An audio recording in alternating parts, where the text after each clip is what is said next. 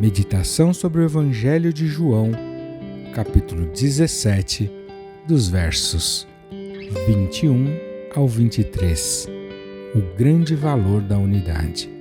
Se você ainda não é inscrito no nosso canal, clique no botão abaixo do vídeo, vai lá no inscrever-se e ao lado vai aparecer um sininho. Não esqueça também de clicar no joinha para deixar o seu like nesse vídeo. Meu irmão e minha irmã, sejam bem-vindos a mais um devocional diário da Bíblia JFA. Todos os dias temos nos encontrado para refletirmos na Palavra de Deus e assim crescermos espiritualmente.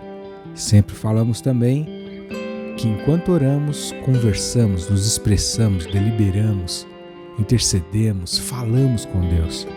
Quando meditamos na Palavra, nós ouvimos a sua voz, de modo a comunicação ser perfeita através da oração e da leitura da Bíblia. Nesse tempo de devocional temos falado sobre o assunto relacionamentos. E hoje eu quero trazer mais considerações sobre esse assunto. Novas conclusões à luz da Palavra de Deus. É evidente que você já sabe, e por aquilo que temos falado nesses dias, que trata-se de uma área vital. João, no capítulo 17, ele ora a Deus. E basicamente, Jesus ora por 3 grandes assuntos. No primeiro momento dessa oração, ele fala com Deus sobre a sua hora. Também, ele ora ao Pai pelos seus discípulos. E finalmente, o terceiro grande assunto que Jesus ora ao Pai, naquele momento, ele ora pelos cristãos. Ele começa dizendo que não rogava somente pelos discípulos, mas também por aqueles que pela palavra de Deus iam crer nele, ou seja, eu e você. E quando ele orava ao nosso respeito, Jesus orou por nós. Quando ele orava por nós, ele pede a Deus que nós, entre irmãos cristãos, sejamos um, como ele e o Pai eram um. Ele disse que deu a glória dele a nós para que fôssemos um, como ele e o Pai o era. E ele condiciona essa unidade, o fato do mundo conseguir, poder crer nele. Porque ele diz, para que o mundo creia que tu me enviaste. Jesus ora pela perfeição em unidade, eu neles e tu em mim, para que eles sejam perfeitos em unidade. Jesus chama o Pai, chama Deus Pai, para glorificar o povo dele, para aperfeiçoá-los na unidade, de modo que dessa maneira o mundo creria que Deus enviou Jesus, de modo que o mundo iria conhecer que Deus enviou Jesus, porque daquela maneira, através da unidade, o povo perceberia que Deus vinha amando Jesus e Jesus vinha amando eles como Deus o amava. Impressionante. Irmãos, Jesus ora pela unidade do seu povo. Quando formos um, o mundo vai crer. Um dos maiores exemplos de unidade na Bíblia, do Velho Testamento, foi a empreitada de Nimrod, quando decidiu construir a Torre de Babel, com um objetivo, uma motivação errada, para se destacar dos povos da terra, construir uma torre que fosse até o céu. Essa história é narrada no livro de Gênesis, capítulo 11.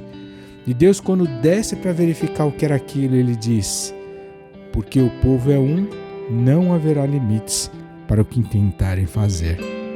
Notem que a unidade produz o alcance de coisas ilimitadas. A única maneira pela qual Deus consegue parar aquele empreendimento, porque não havia limites porque eles tentassem fazer, já que eram um, foi confundir a língua do povo. A Bíblia ainda falando sobre o poder da unidade, dos relacionamentos, fala no livro de Eclesiastes que dá mais recompensa andar junto com os irmãos. Fala que é melhor a paga do trabalho de 2 do que 1. Além do que, bons relacionamentos, unidade, ajuntamentos com o mesmo objetivo garante a presença de Jesus, porque a Bíblia diz que onde houvessem 2 ou mais reunidos no nome dele, ali ele estaria. Também garante a restauração se alguém cair, porque se um cair, o outro levanta, segundo o texto de Eclesiastes 4:10. Garante a unção. Salmo 133 diz: com bom e com suave é que os irmãos vivem em união, porque ali Deus ordena a sua bênção, como óleo que cai sobre a barba de Arão. Diz ainda que há força na unidade, porque Eclesiastes 4:12 diz que o cordão de 3 dobras não se quebra fácil. Além do que, a Bíblia diz que os bons relacionamentos se fortalecem na angústia, nos tempos difíceis, segundo o texto de Provérbios 17:17. E se houvesse mais tempo, eu passaria aqui horas e horas, dando razões, inúmeras razões, para que a gente possa andar juntos, exercitarmos a unidade.